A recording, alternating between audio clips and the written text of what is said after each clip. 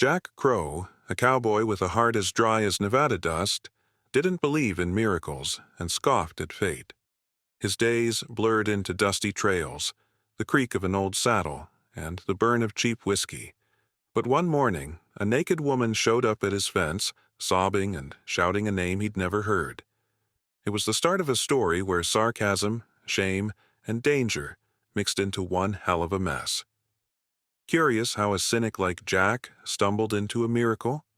Stick around, and you might just see how even the Wild West can surprise you. Jack Crow lived on a scrap of land so far from town that even the wind seemed too lazy to argue with him. His ranch, a weathered shack surrounded by crooked fences, sat under a sky that burned hotter than a saloon brawl. Every morning he'd drag himself out of bed, pull on boots caked with yesterday's dirt, and check the cattle that paid for his solitude. To Jack, life was simple. Herd the cows, fix the fence, and drown the evening in a bottle of whiskey that tasted like regret. Miracles? Those were for fools who read too many dime novels. He'd scoff at the idea of anything breaking the monotony of his days, but deep down, in a place he refused to acknowledge, a quiet ache gnawed at him, a hunger for something more than dust and routine. The sun rose slow that day, painting the horizon in shades of orange that Jack didn't bother to notice. He saddled his horse, a stubborn mare named Daisy who snorted like she judged his life choices. Out in the pasture, the cattle lowed, their hooves kicking up clouds of dirt that clung to his worn duster. He rode the fence line, hammer in hand, fixing posts that leaned like drunks after a long night. The work was mindless, but it kept his thoughts from wandering too far. Jack liked it that way. Thinking too much led to questions he didn't want to answer, like why he stayed out here, alone, when the world kept moving without him. By noon, he was back at the shack, pouring a shot of whiskey into a tin cup, the burn in his throat a familiar comfort. Another day, same as the last, or so he thought. A scream shattered the morning stillness, sharp enough to make Jack spill his coffee. He stepped onto the porch, squinting against the sun, and saw her, a woman, stark naked, stumbling toward his fence like a lost calf. Her hair was a tangled mess, her face streaked with tears and dirt, and she was shouting something that sounded like a name, but it wasn't his. Jack froze, his hand still gripping the tin mug, wondering if the whiskey from last night was playing tricks. She collapsed against the fence, sobbing, her voice hoarse as she muttered about men chasing her, about a saloon, about being sold like livestock. Jack's first thought was to turn away. Trouble like this didn't belong on his land. He approached her cautiously, his boots crunching on the dry earth, half expecting her to vanish like a mirage. Up close, she looked young, maybe 25, with eyes wide and wild, like a cornered animal. "Help me," she gasped, clutching the fence post. Jack didn't believe a word. She could be a thief, a con artist, or worse, some saloon girl running from a bad deal. But her trembling hands and the bruises on her arms told a story his cynicism couldn't ignore. He tossed her his duster, grumbling, "Cover yourself before the coyotes get ideas." She wrapped it around herself, still shaking, and muttered something about men from a saloon in Redwater, a town 10 miles off. Jack snorted, thinking this was the kind of mess that happened when you let strangers into your life. He didn't want her here, didn't want the headache, but he couldn't just leave her to the vultures, literal or otherwise. "You got a name?" he asked, keeping his distance. "Clara," she said, her voice cracking like dry wood. She claimed she'd escaped a group of men who'd tried to force her into working the saloon's back rooms. Jack's gut told him she was lying, or at least leaving out half the truth, but her fear was real enough to make him pause. He glanced at the horizon, half expecting riders to appear, then back at her. "Stay put," he said, heading to the shack for a blanket. This was no miracle, he told himself, just a problem he didn't need. But as he walked away, Clara's sobs followed him, and something in his chest stirred, like a crack in the desert floor. Jack led Clara into the shack, tossing her a threadbare blanket from a chair.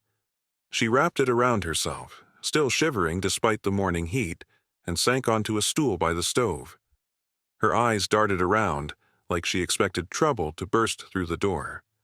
Jack leaned against the wall, arms crossed, studying her like a rattlesnake that wandered too close. "Start talking," he said, his voice low but sharp. Clara's story spilled out in fragments. Men in Redwater, a debt she didn't know, a night escape through sagebrush and thorns.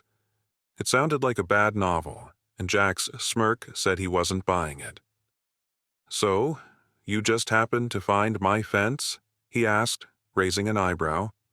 Clara snapped back, "You think I plan to end up here, you thick-headed mule?" Her defiance caught him off guard, and he almost laughed. He poured her water from a chipped jug, sliding it across the table. "Drink. Then explain why I shouldn't drag you back to town myself." Clara glared, clutching the blanket tighter, and said she'd rather die than go back to those men. Her voice had an edge, not just fear, but something fiercer, like a spark buried in ash.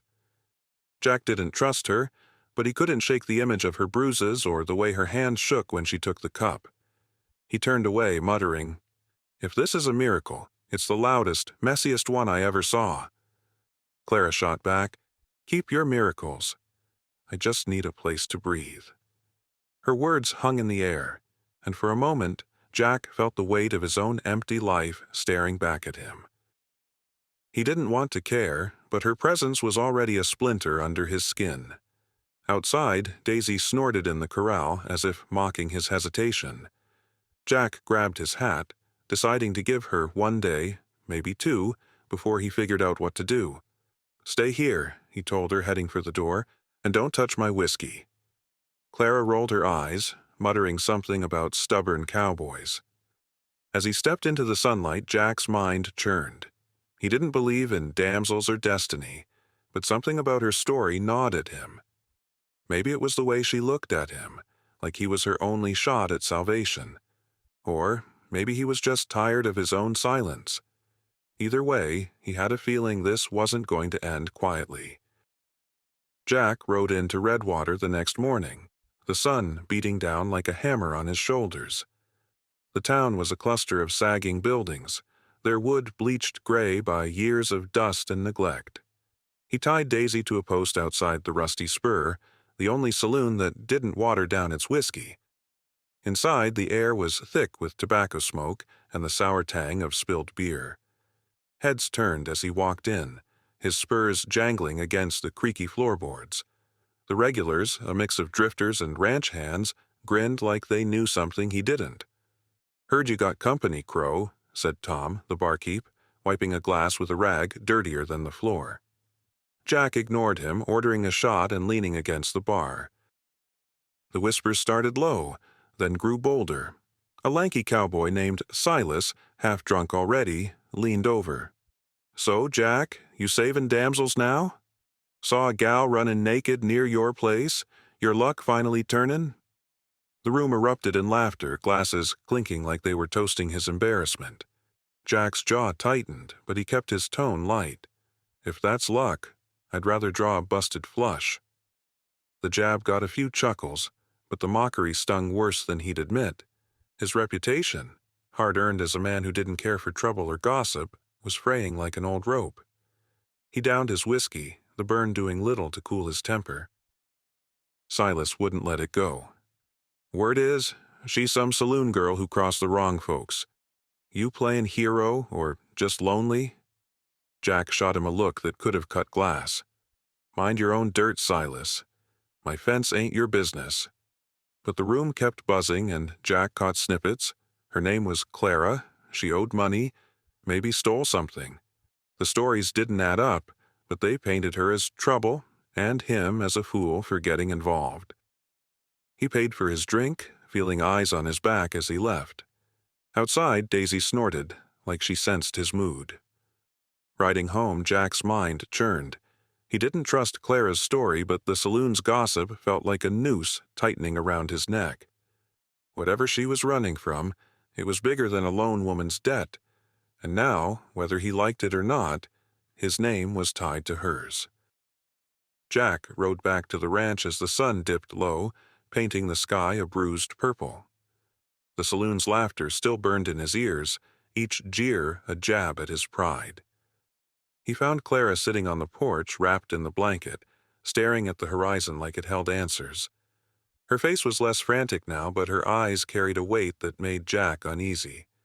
He dismounted, tossing Daisy's reins over a post, and sat on the steps, keeping a good arm's length between them. "All right, Clara," he said, his voice rough as gravel. "No more stories. Tell me the truth, or you're walking to Redwater tomorrow." She didn't flinch, just looked at him like she was sizing up a man who'd already judged her. Clara's story came slow, like water from a rusty pump. She'd been a seamstress in a town called Blackridge, 200 miles east, until a gambler named Vance took a shine to her. He'd lent her money for her sick mother's medicine, then twisted the debt into a chain. When she couldn't pay, his men dragged her to Redwater, planning to sell her to the saloon for its back rooms. She'd slipped out at night, running barefoot through the desert, thorns tearing her skin. "I didn't pick your fence," she said, her voice steady but raw. "It was just the first thing I hit before I fell." Jack watched her, searching for lies, but her words had a truth that cut deeper than he expected. He leaned back, rubbing his jaw, the stubble rough under his fingers. "Sounds like a mess you dragged me into," he muttered, but the edge in his voice was softer now. Clara's gaze didn't waver. "You could have left me out there. Why didn't you?" Jack didn't answer, just stared at the dirt, wishing he had whiskey to dodge the question. Her story was messy, maybe half true, but the fear in her voice was real, and it stirred something in him, a memory of being helpless once, long ago. He stood, brushing dust off his pants. "Get some sleep," he said, heading inside. "We'll figure this out tomorrow." As he closed the door, he caught her looking at him not with hope, but with something close to it. For the first time in years, Jack felt the weight of someone else's trouble settle on his shoulders, and it didn't feel as heavy as he'd thought. The morning sun barely cleared the hills when Jack heard hoofbeats, distant but closing fast. He was fixing a loose board on the corral, hammer in hand, when the sound made him pause. Clara, ascending the porch steps, still wearing his old duster, froze mid-sip from a tin cup of coffee. Jack squinted toward the horizon, spotting two riders cresting the ridge, their horses kicking up dust like a storm cloud. He didn't need to guess who they were after. Clara's story about Vance's men wasn't sounding so far-fetched now. He dropped the hammer, grabbed his rifle from inside, and checked the chamber. "Stay in the house," he told Clara, his voice low but firm. She nodded, her face pale, and slipped inside without a word. The riders slowed as they approached, their faces half hidden under wide-brimmed hats. One was stocky, with a scar across his cheek. The other, lean and twitchy, had a pistol strapped low on his hip. Jack stepped out to meet them, rifle resting easy in his hands, his posture calm but ready. "Morning, gents," he called, a grin tugging at his lips. "You lost? Or is my ranch the new saloon in town?" The stocky one laughed, but it wasn't friendly. "We're here for the girl crow. She's ours. Hand her over, and we'll be on our way." Jack's grin didn't waver. "Funny thing, my cattle's worth more than your manners. She ain't for sale." His words were light, but his grip on the rifle tightened. The lean one spat into the dirt, his hand hovering near his pistol.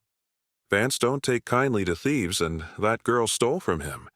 You want to be part of this?" Jack's eyes narrowed, reading their stance. Drunk, cocky, and dangerous. He'd seen their kind before, men who thought power came from a gun and a loud mouth. Clara's face flashed in his mind, her bruises and her trembling voice from the night before. He didn't owe her anything, but the thought of handing her over to these two felt like swallowing nails. "You're on my land," he said, voice steady as stone. "Ride out, or you'll be carried out." The air grew thick, the only sound the creak of his porch under his boots. Clara peeked through the window, her eyes wide, and for the first time Jack saw something in them. Hope, maybe, or trust. It was enough to make him stand his ground, knowing this wasn't just her fight anymore. The air hung heavy, like the moment before a storm breaks. Jack stood firm, rifle steady, as the two riders glared back, their hands itching for their guns. The stocky one, Scarface, shifted in his saddle, his smirk fading into a scowl. "You're making a mistake, Crow," he growled, spitting tobacco juice onto the dirt. Jack didn't blink. "Mistakes coming onto my land uninvited," he shot back, his voice sharp as a razor. Behind him, the barn loomed, its weathered wood a silent witness. Clara's face vanished from the window, but Jack felt her eyes on him, like a weight he wasn't used to carrying. The lean rider, Twitch, nudged his horse forward, his fingers brushing his pistol grip. That was the spark. It happened fast. Twitch drew, his gun flashing in the sunlight, but Jack was quicker. His rifle cracked, the shot echoing off the hills, and Twitch slumped, clutching his shoulder, his horse rearing. Scarface cursed, pulling his own pistol, but Jack swung the rifle and fired again, the bullet grazing Scarface's arm. He yelped, dropping his gun, and his horse bolted, carrying him into the dust. Twitch, groaning, scrambled to his feet and ran after, leaving a trail of blood and pride. The whole thing was over in seconds, the air thick with gunpowder and the stench of fear. Jack lowered his rifle, his heart pounding but his hands steady. Dust swirled around the barn, settling like a curtain after a bad play. He turned to see Clara standing in the doorway, her blanket clutched tight, her eyes wide but not scared anymore. "Thought you didn't believe in miracles," she said, her voice shaky but laced with a nervous laugh. Jack snorted, wiping sweat from his brow. "That wasn't a miracle, lady. Just good aim and bad company." But as he said it, he felt a shift, like the ground wasn't as solid as it used to be. He'd fought for her, not just his land, and that wasn't the kind of thing he could shrug off. Clara stepped closer, her laugh turning bitter. "You could have let them take me. Why didn't you?" Jack looked away, toward the horizon where the riders had fled. "Didn't feel like cleaning up a bigger mess," he muttered, but the truth was heavier. For the first time in years, he'd acted on something other than habit. The barn stood quiet now, but the fight had changed something in him, and Clara's crooked smile told him she knew it. Jack hitched the wagon before dawn, the creak of wood louder than the waking birds. Clara climbed aboard, wearing an old shirt and pants Jack had scrounged from a trunk, her hair tied back with a strip of cloth. They were headed to Redwater to settle things, whatever that meant. Jack didn't have a plan, just a gut feeling that leaving Clara's trouble to fester would only bring more riders to his door. The road stretched ahead, a ribbon of dust under a sky turning gold, and Daisy plodded along, pulling the wagon with her usual stubborn gait. Clara sat beside him, silent at first, her hands twisting the hem of the oversized shirt. Jack kept his eyes on the horizon, trying to ignore the strange weight of her presence next to him. Halfway to town, Clara broke the quiet. "Your hat looks like it's been through a stampede," she said, a smirk in her voice. Jack glanced at her, surprised by the tease. "Says the gal wearing my laundry," he shot back, his lips twitching. She laughed, a sound that cut through the morning's stillness, and for a moment the wagon didn't feel so empty. They traded jabs as the miles passed, her poking at his dusty boots, him muttering about her knack for trouble. It was the first time in years Jack had talked to anyone without a saloon counter between them. The banter felt like a spark, small but warm, and he caught himself wondering when he'd last heard his own laugh. The closer they got to Redwater, the heavier the air grew. Clara's jokes faded, her hands stilling in her lap. "They'll be waiting," she said quietly, staring at the road. Jack nodded, his fingers brushing the revolver at his hip. Let 'em wait. I ain't in the mood for company. But he knew it wouldn't be that simple. Vance's men weren't the type to slink away after one fight, and the saloon gossip had already painted a target on both their backs. Clara glanced at him, her eyes searching. "You don't have to do this, you know. Drop me off and ride home. Jack snorted, keeping his gaze forward. And miss the chance to ruin someone's day? Not likely. He didn't say the rest, that leaving her now felt like betraying something he hadn't named yet. The wagon rolled on, Redwater's rooftops faint in the distance, and Jack realized the emptiness he'd carried for years felt a little less heavy with her beside him. Jack pushed through the saloon doors, the rusty spur's familiar stench of stale beer and sweat hitting him like a fist. Clara followed close, her borrowed boots scuffing the floorboards, her jaw set tight. The room fell quiet, every eye turning their way. Ranch hands, drifters, and a few hard-faced men at the bar who didn't bother hiding their interest. Tom, the barkeep, raised an eyebrow but kept wiping his glass. In the corner, a man in a black vest stood, his mustache twitching like a cat's whiskers. "Well, well, Crow," he said, his voice smooth as snake oil. "Brought your stray back to pay her debts." Jack recognized him. Vance, the gambler Clara had named, his smile sharp enough to cut leather. Jack stepped forward, keeping Clara behind him. "She ain't yours, Vance," he said, his tone dry but steady. "Debt or no debt, she's done running." The saloon hummed with tension, glasses forgotten on tables. Vance laughed, a cold sound, and gestured to a table where a ledger sat open. "She owes me $200, Cowboy. You gonna cover it, or is she working it off?" Clara's hand gripped Jack's arm, her breath catching, but she didn't speak. Jack reached into his coat, pulled out a small pouch of coins, his savings from months of cattle drives, and tossed it onto the table. "There's your money," he said. "She's free. We done here?" The coins clinked, a heavy sound in the quiet room. Vance's smile faded, his eyes narrowing as he opened the pouch. "Generous," he sneered. "But it ain't that simple. She's got a reputation now, and my boys don't like loose ends." Two men stood from a nearby table, their hands resting on gun belts, their grins promising trouble. Jack's stomach tightened, but he kept his face loose, like he was dealing cards. "Reputation, huh? Funny, I heard yours ain't worth the dirt on my boots." A few men chuckled, but the air was thick with the promise of violence. Clara stepped forward, her voice low but clear. "I'm not your property, Vance. Never was." The room held its breath, and Jack felt a spark of pride for her, even as his hand hovered near his revolver. Vance's men shifted, ready to draw, and Jack knew this wasn't ending with words.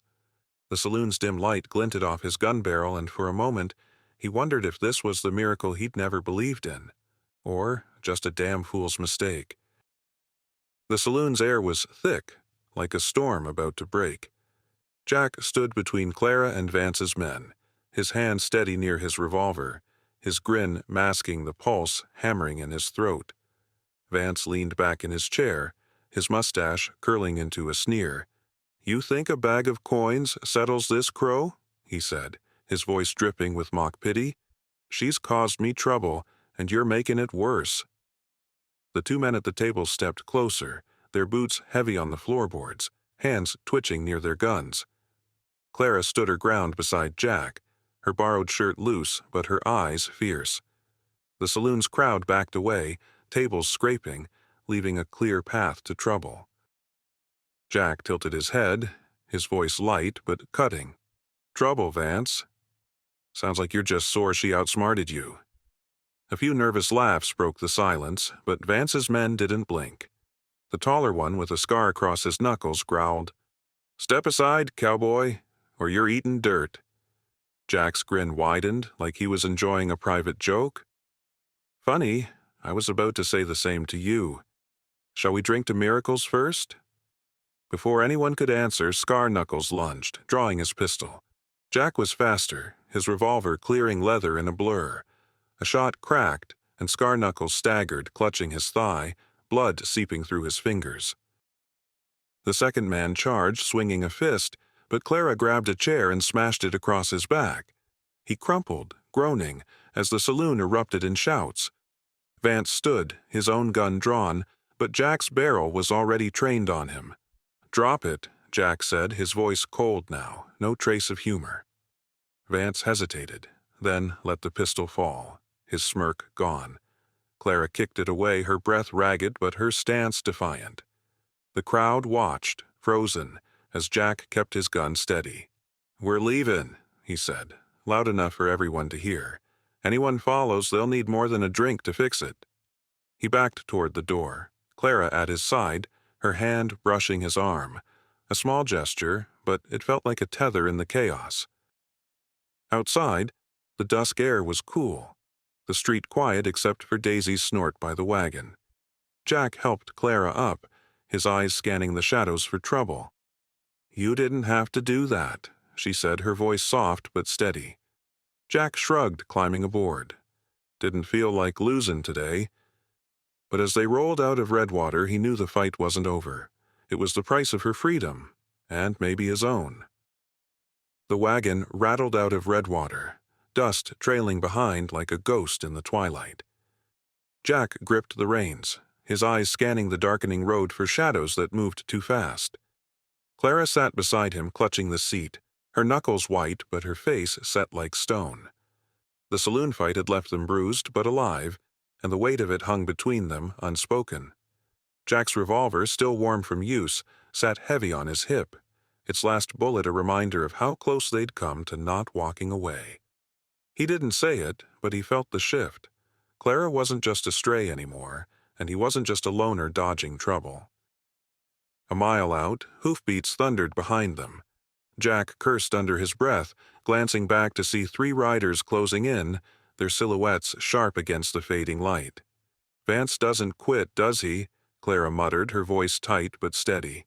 Jack pulled Daisy to a stop, the wagon creaking as he grabbed his rifle. "Stay low," he told her, stepping down into the dirt. The riders slowed, fanning out, their guns glinting. Scar Knuckles was back, his thigh bandaged but his glare venomous. "You're done, Crow," he spat. "Hand her over, or we bury you both." Jack's laugh was dry as the desert. "Bury me? You couldn't bury a fence post without tripping over it." The first shot came from the left, kicking up dirt near Jack's boots. He dove behind the wagon, firing back, his bullet catching one rider in the shoulder. Clara grabbed a broken bottle from the wagon bed, her eyes fierce as she crouched beside him. "I ain't going back," she hissed, and before Jack could stop her, she hurled the bottle, smashing it into Scar Knuckles' face. He howled, blood streaming, and his horse reared. Jack fired again, dropping the second rider, but Scar Knuckles charged, his gun blazing. The wagon splintered under bullets, and Jack's last shot rang out, hitting Scar Knuckles square in the chest. He fell, the dust swallowing him as the third rider fled into the night. Silence settled, broken only by Clara's ragged breathing. She stood, bottle shards in her hand, blood on her knuckles, no longer the trembling woman at his fence. Jack lowered his rifle, his own breath uneven. "You're a damn handful," he said, a grin tugging at his lips. Clara laughed, sharp and raw. "And you're a lousy shot for a miracle." The road stretched quiet now, the fight over, but Jack knew something had ended for him too. His old life, alone with the dust. The sun rose slow over Jack's ranch, painting the sky in hues of pink that softened the harsh lines of the desert. He sat on the porch steps, a tin cup of coffee in hand, the steam curling like a ghost in the cool morning air. Clara was beside him, her borrowed clothes dusty but her posture straight, no longer hunched with fear. The silence between them wasn't heavy anymore. It felt like the quiet after a long ride when the world settles back into place. Jack sipped his coffee, glancing at her, and noticed the way her eyes traced the horizon, like she was seeing it for the first time. The fight on the road had left them both bruised, but it had also carved something new, a fragile trust that neither had expected. Jack set his cup down, the clink loud in the stillness. "Well," he said, his voice rough but warm, "reckon miracles are just trouble with better timing." Clara snorted, her laugh sharp and genuine. "If that's your miracle, Crow, you need a better preacher." She leaned back, her hands resting on the step, and for a moment they were just 2 people sharing a morning, not a cowboy and a runaway. Jack felt the weight of years alone lift, like dust shaken from an old blanket. He didn't believe in fate or fairy tales, but Clara's presence, her stubborn fire, her crooked smile, made him wonder if life had more to offer than he'd let himself think.